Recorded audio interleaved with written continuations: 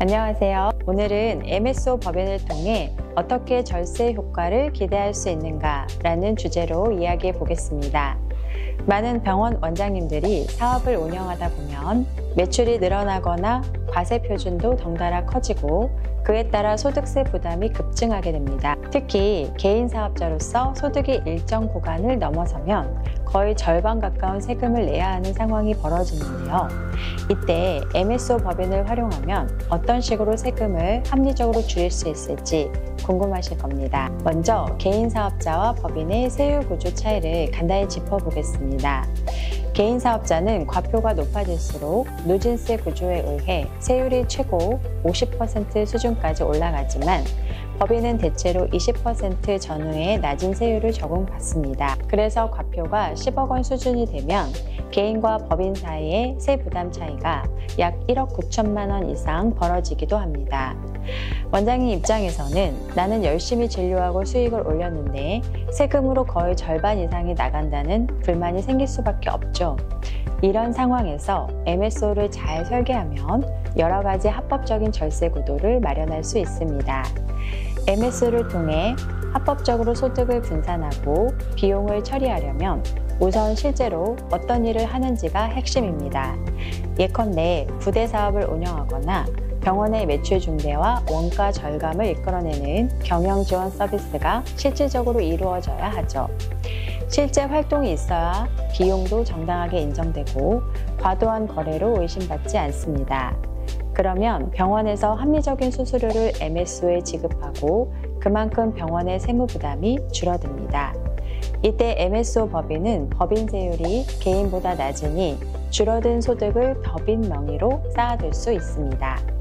그뿐만 아니라 MSO 법인을 벤처기업으로 인정받으면 훨씬 강력한 절세 혜택이 뒤따를 수 있습니다. 예컨대 벤처기업에 직접 출자를 하면 소득공제나 주식 양도소득세, 비과세 같은 세제 혜택을 받을 수 있어서 원장님 개인적으로도 절세 효과가 큽니다. 혹은 만약 가족 법인으로 설립해서 원장님이 개인 재산을 법인에 무상 대여하거나 증여할 수 있다면 상속이나 증여 과정에서의 부담을 크게 낮출 수도 있습니다. 법인 자체는 증여세라는 개념이 없고 법인세만 내면 되기 때문입니다. 이런 식으로 MSO를 활용하면 결국 세금이 단계적으로 줄어드는 구도가 만들어집니다.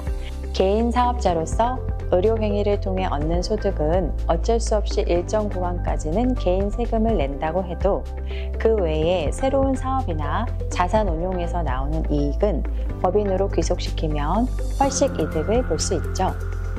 실제로 이익의 절반가량을 세금으로 낸 뒤 남은 자금으로 부동산이나 주식 투자, 펀드를 하다가 또다시 세금을 내고 마지막에는 상속세까지 크게 물게 되면 전체 자산의 70에서 80%를 세금으로 잃을 수도 있습니다.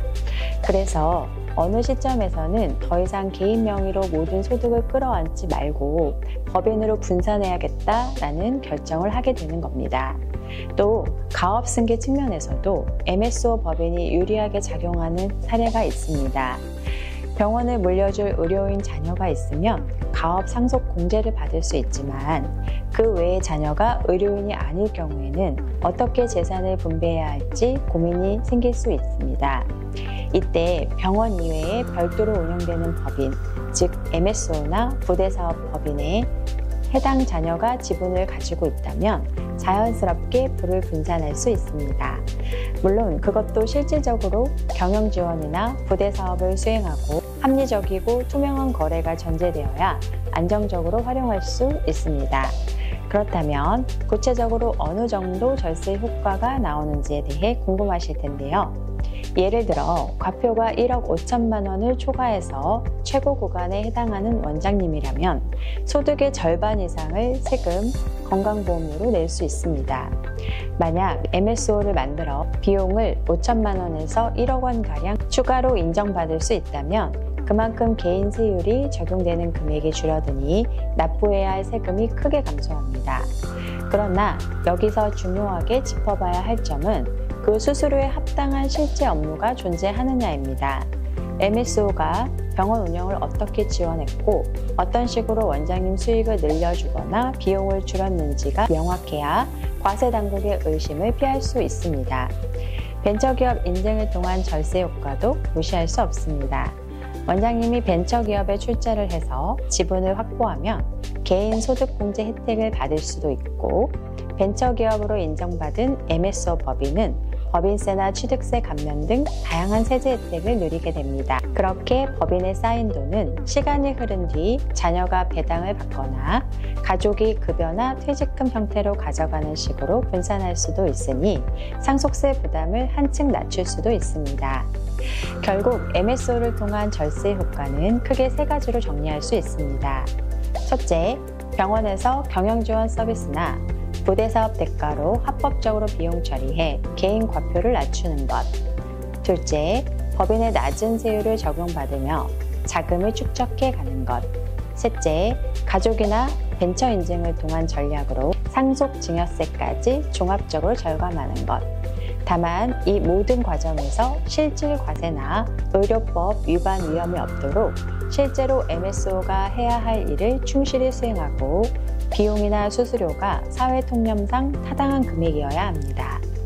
정리하자면 원장님 개인 입장에서는 과표가 커질 때마다 늘어나는 세금을 그냥 감수하기보다는 MSO라는 별도 법인을 통해 합법적이고 투명한 방식으로 세 부담을 줄이는 방법을 모색해 볼 수 있습니다. 부대사업 운영, 자산 운용, 가업 승계, 벤처기업 혜택 등 다양한 전략을 결합한다면 예시로 든 5천만 원 혹은 1억 원 정도의 비용만 이동시켜도 상당한 금액의 절세 효과를 기대할 수 있습니다. 다만 서류만 만들어 놓고 실제로는 업무가 없는 유령법인 형태가 되면 곧바로 세무조사와 법적 문제가 따를 수 있으니 실제 작업과 투명성 확보가 최우선이 되어야 하겠죠. 오늘은 이렇게 MSO를 활용해 절세를 시도할 때 어떤 구도가 만들어지는지 또 주의해야 할 점은 무엇인지 간단히 살펴봤습니다. 병원을 운영하면서 세금 부담이 크게 느껴지신다면 MSO를 한 번쯤 고려해 보시는 것도 나쁘지 않습니다. 다음 시간에는 구체적인 설계나 사례를 좀 더 살펴보도록 하겠습니다. 궁금한 점이 있으시면 언제든 문의해 주세요. 오늘도 함께 해주셔서 감사합니다.